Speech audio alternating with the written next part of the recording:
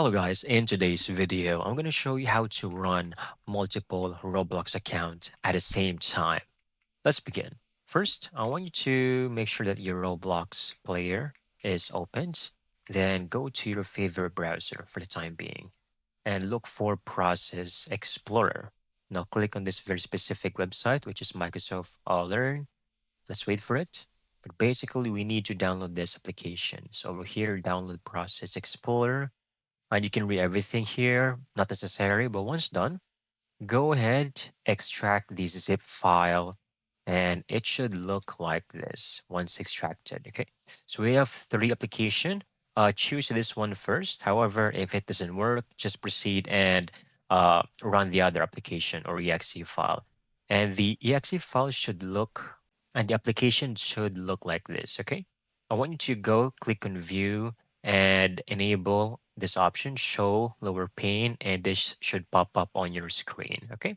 Then again, make sure or double check that your Roblox is currently working.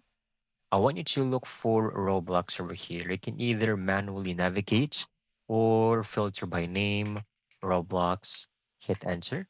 Make sure to select Roblox Player Beta, go to Handles, and select this option, Event, Singleton Event, right click, and then Close Handle.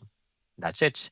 And once you have successfully selected this option, you can now go ahead, open your Roblox, and play another game. This will allow you to play more than one Roblox account, especially for other games.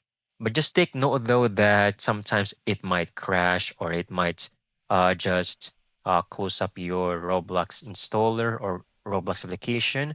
But most of the time, this works, and most users out there is currently using this feature. And that's it. That's how you can easily get this done. Thank you so much for watching. I hope you found this video very helpful.